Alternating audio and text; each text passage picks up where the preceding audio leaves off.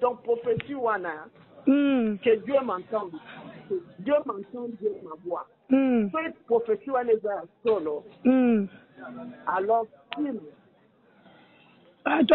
vous connaissez la fille qui a parlé? La fille, là, elle s'appelle Emerdi, avant d'aller en Angleterre, à Kimanda Kunabango, le Kolabuzo Banaye. C'est la fille de mon ami, je ne sais pas parler d'elle. Mais je te dis qu'à Kimanda Kunabango, la fille a fait une prophétie, elle allait s'installer. Aza congolaise, baza bata Kisangani. Ok. Appelle cette fille-là, comme on a Emerdi, appelle-la Emerdi Yambouya. Si on a un numéro de Benga, on a Emerdi Yambouya. Au Vanda na Miguelso, au Kima na Miguelso. Quand on a parlé de na Kosa, le Vanda au Kima na Miguelso, pourquoi? Elle a parlé de prophétie à l'autre. Elle a parlé de famille. Donc, c'est une fille, il y a beaucoup de famille. Sa famille, sa famille, c'est Mbangé. Akandi Batignon, c'est la famille de Bango Bandé. Pas disant le Dieu, c'est un frère, le vrai Dieu. Famille de Bango, moi, les bâtis, tu vois, famille Oyo, Oba, Kota na Kimbangi, c'est bien que Baba Assoyel, mais Kota na Kimbangi, mais ma classe, il y a l'or, ma case, il y a l'or, c'est ma case.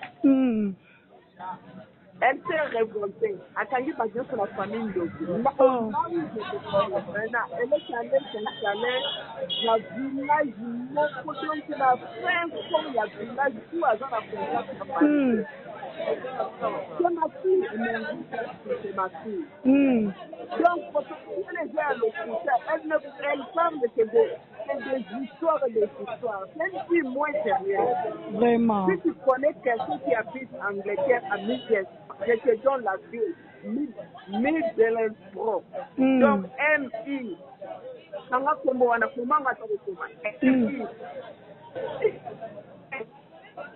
En tout cas, merci pour l'information, merci beaucoup.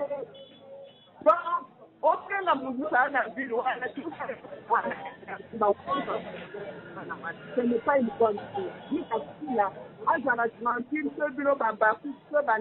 Ce n'est pas une bonne chose. C'est des choses à ce n'est même pas une prophétie de te dire. Au nom de Dieu, au nom de Seigneur, ce n'est même pas une prophétie.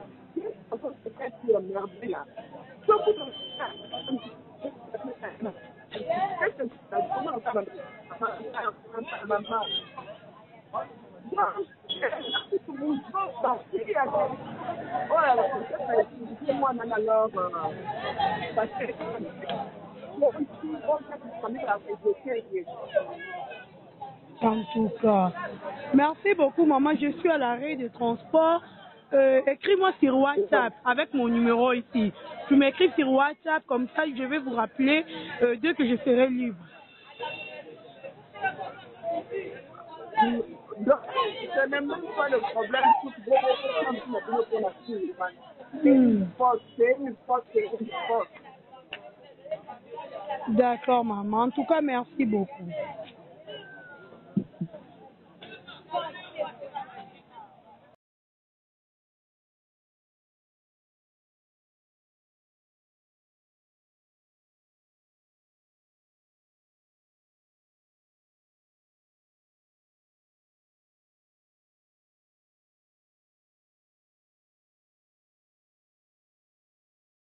Voilà, bino moko boyoki la dame abengaki na lobi na pokwa na que prière boki oya lobi.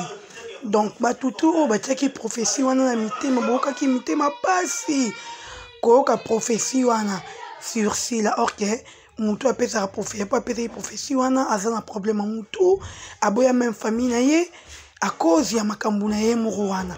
Donc akanga batuka bandoki. Bino mon bolandi bien. Je crois que boyoki. Eza vie na ye et étonné binoté. C'est sa vie akanga batuka bandoki. Donc si la anendoka liboso yakanga na vie na été. Donc batu boka ki mitema pasi et déranger ki bino, bo se senta ki piqué. En tout cas, maramoussou batia ngo na mutu te na mutema te bo comprendre qui est la fille. Azani ivoirienne.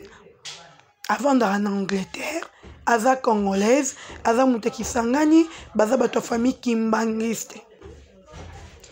Comme on a émergé, mbuyu nguto maman na lobi, ba oboyoki enregistrement parce qu'il a enregistré qui maman ngo et maman esquivé un peu moi vous l'étonner sur que telle vidéo oyo na enregistré qui maman pour bino boyoka et bon comprendre que il y a des choses bah tiens na bango mututé pour que là la raconto la mukaka be prophétie mo ka bimi bela bando ki bana théâtre il y a moni bango te or que zandenge na ye akangani ka batu bandoki.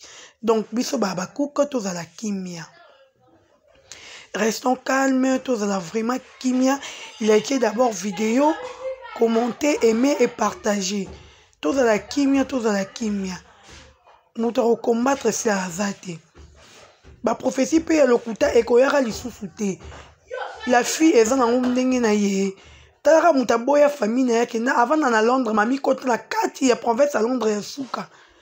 Kapa qui ma famille donc il y a une vie na trop de mailles à kamba et prophétesse soyo et comme il bougeait mutu et comme il s'est na banner il y a un seul qui a comme quand batu bandoki so kindoki ne aki aussi mais c'est que ba simbarate c'est-à-dire que mutu yo suki sa kindoki na ye ya ki prophétie ni ya lokuta et là bisone baba kuto yo suki sa ki prophétie na ye donc été prochainement, visez artiste nini oyo kokope ses prophéties. Luka artiste nini oyo kokolo bana yo be la vandoki azanani azantele akenda ki asala ki azabota la liste na en tout cas et puis on peut ta prophétie mon lokuta. Pour si la era bando sana ba chaîne ba si la zara na ndokité. Si la era bando retravailler na ba tunsus azara na ndokité. Depuis que la commande SB na yemoko a commandoki.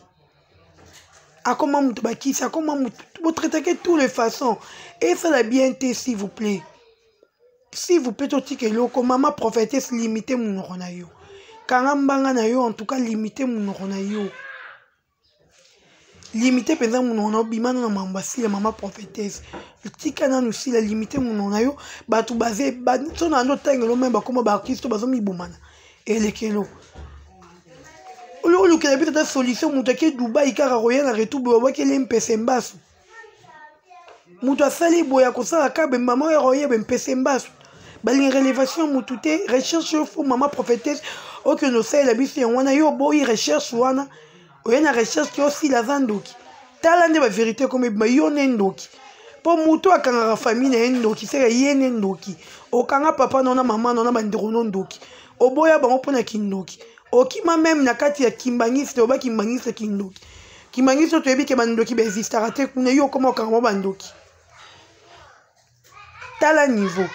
Et puis oyo koti na langa ba ivoirienne, or que ozana yo ya ba ivoirien plutôt, oana yo congolaise, quinoise, yora quinoise mwana kisanga